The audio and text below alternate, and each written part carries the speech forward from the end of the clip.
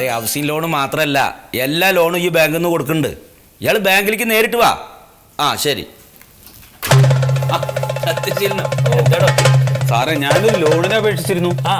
അതെന്തായിന്ന് അറിയാൻ വേണ്ടി വന്നതാ. എല്ലാം റെഡി അല്ലേ? ജോലി ചെയ്യണ സ്ഥലത്തുനിന്ന് സാലറി സർട്ടിഫിക്കറ്റ് കൊടുത്താൽ ലോൺ റെഡി. സാലറി സർട്ടിഫിക്കറ്റ് എനിക്ക് കിട്ടില്ല സാറേ. അതെന്താ? ആ ജോലിയിൽ നിന്ന് അവരെന്നെ പിരിച്ചു വിട്ടു. പിന്നെ എങ്ങനെ ലോൺ കിട്ടുക?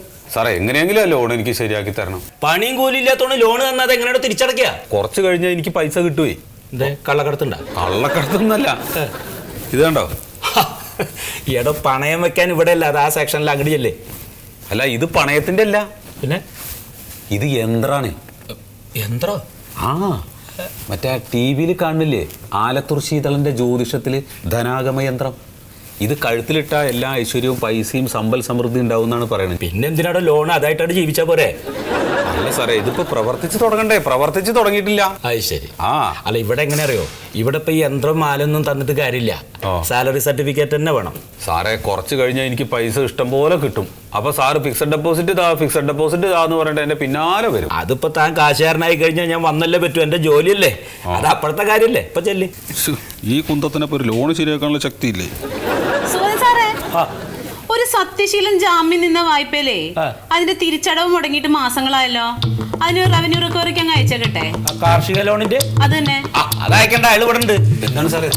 സത്യശീലൻ, നിനക്ക് ഭാഗ്യം മേലക്ക് മേലെ വരികയാണല്ലോ. ആ, ഇയാളാണ് സത്യശീലൻ. നിങ്ങളൊരു കാർഷിക വായ്പയ്ക്ക് വേണ്ടിയിട്ട് ജാമ്യം നിന്നിട്ടുണ്ടായിരുന്നോ?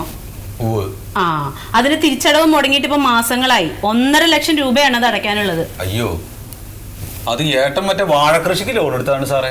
പക്ഷെ ഏട്ടൻ അത് തിരിച്ചടക്കണില്ലല്ലോ. എന്തൊരു കഷ്ടാണ് സാറേ, അത് ഏട്ടൻ എടുത്ത ലോണല്ലേ. നിങ്ങൾക്ക് അങ്ങനെ അടയ്ക്കാൻ ബുദ്ധിമുട്ടാണെങ്കിൽ വേറെ പ്രശ്നമൊന്നുമില്ല. ജാമ്യം വെച്ചിരിക്കുന്ന വസ്തു ബാങ്ക് കൂടെ അറ്റാച്ച് ചെയ്യും, അത്രേ ഉള്ളൂ. അയ്യോ, അത് പറ്റില്ല. അത് തറവാട് വീടിന്റെ ആധാരാണേ. അതിൽ ഒരുപാട് അവകാശികളുണ്ട്. ഏട്ടൻ എത്രയും പെട്ടെന്ന് അത് അടച്ചില്ലെങ്കിലേ ആകെയുള്ള തറവാട്ട് മുതലുണ്ടല്ലോ, അതും പോയി കിട്ടും. ആലത്തൂർ ശീതള. അയ്യോ, ഇതെന്താ പെണ്ണുങ്ങളിട്ടുണ്ട് കിടക്കണ മാലിടണേ?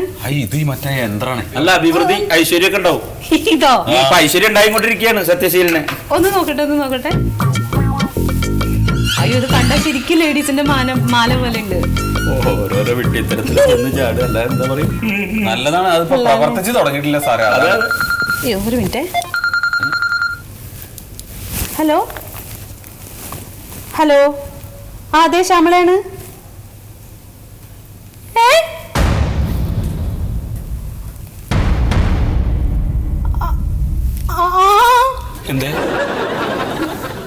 ഞാൻ ഇന്ന് തന്നെ വരാം. എന്തായി? ശരി.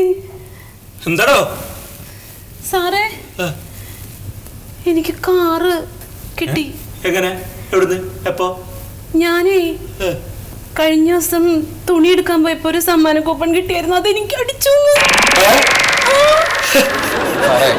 പേടിപ്പിച്ചു കളഞ്ഞു. സന്തോഷമുള്ള കാര്യമില്ലത്. ഇത് പ്രവർത്തിച്ചു തുടങ്ങി സാറേ. ഇതിപ്പോ ഒരു ചെറിയൊരു സെക്കൻഡ് കൊണ്ട് അപ്പൊ മാഡത്തിന് കിട്ടിയത് കാറില്ല. ആ കാർ എനിക്ക് കിട്ടേണ്ടതായിരുന്നു.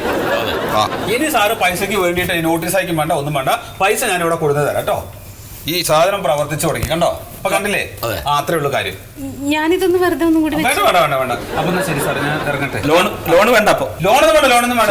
ഞാൻ നാളെ വന്നിട്ട് അടയ്ക്കാം കേട്ടോ. ഞാൻ അങ്ങോട്ട് വരാം, ഡിപ്പോസിറ്റ് അടയ്ക്കാം. എനിക്ക് തല. ഇതൊക്കെ വിശ്വസിക്കാവോ? എനിക്ക് കാറ് കിട്ടി.